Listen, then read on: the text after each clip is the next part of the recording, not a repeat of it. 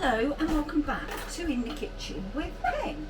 Now we're in the month of October and I'm going to show you how I make a very autumnal and most definitely Halloween or bonfire bake, and that bake is Parkin.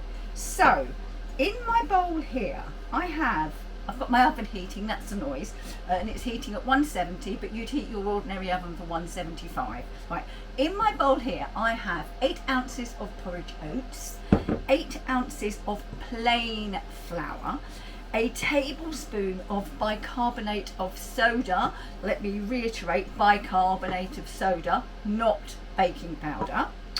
I've got rather a lot of ginger because we like ginger, but you're going to need at least 3 teaspoons of ginger and 2 good teaspoons of cinnamon, and you mix them all together in your bowl like I have, so that everything's all nicely mixed.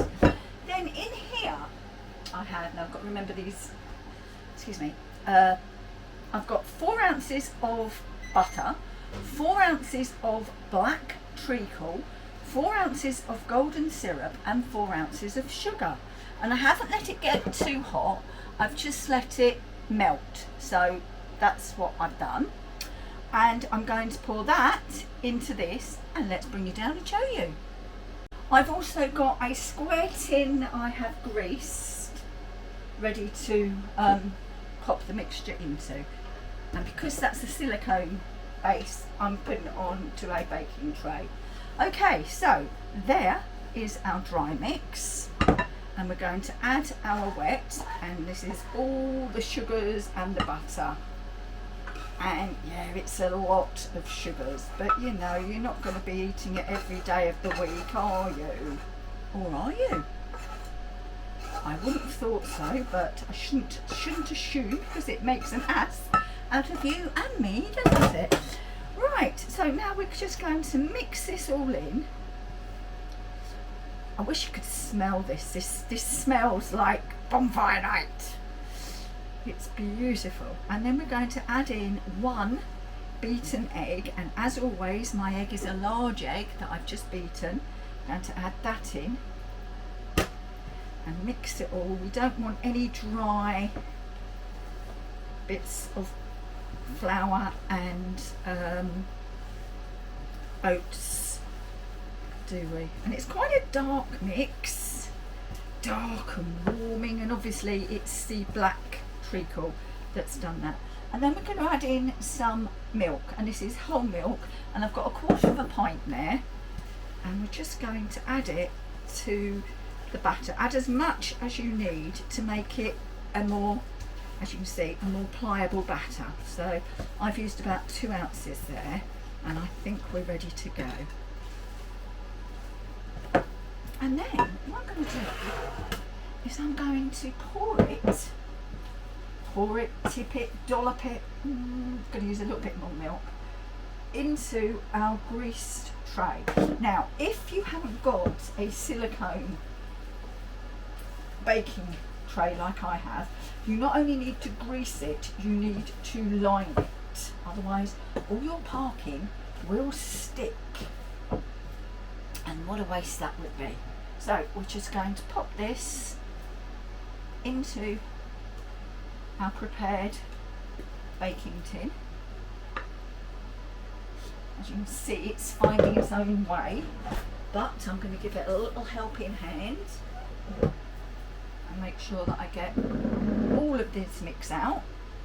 As I always say, it's a recipe for all of this, so make sure you use all of this.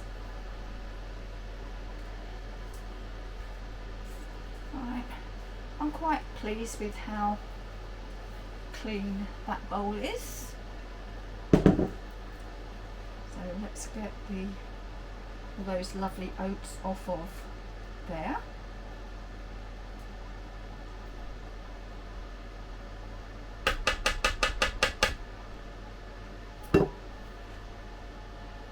Just to make sure it's all in the corners, just spread it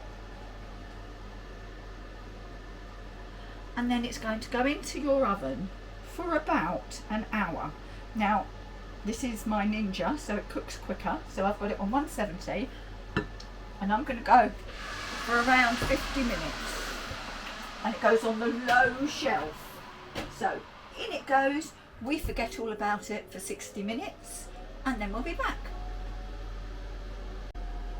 Our Parkin is almost cooked, and the smell in this kitchen is unbelievable. I really, really wish you could smell it.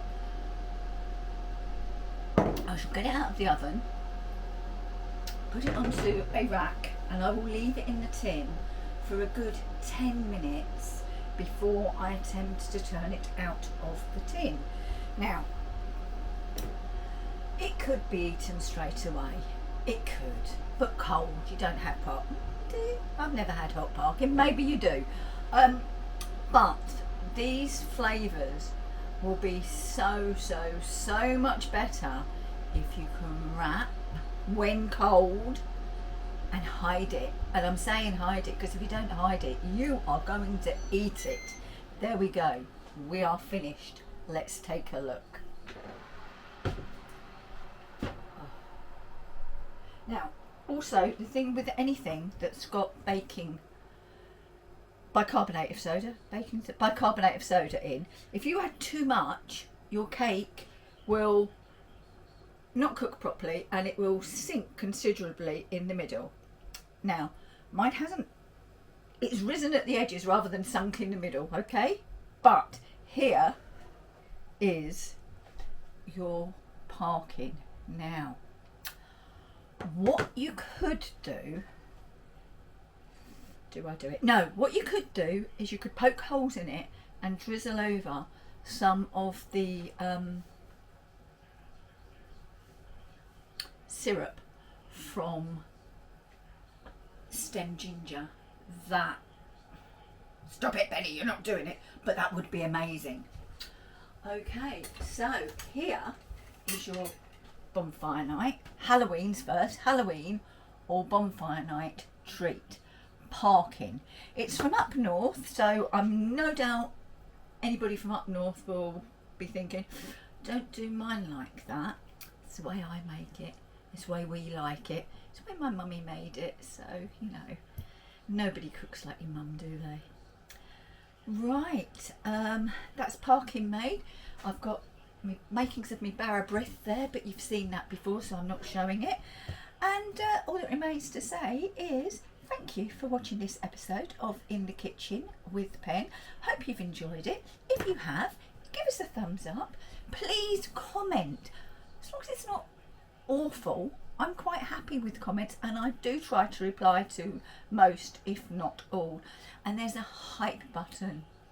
Hype buttons help smaller channels like ours get noticed, so please hit that hype button as well.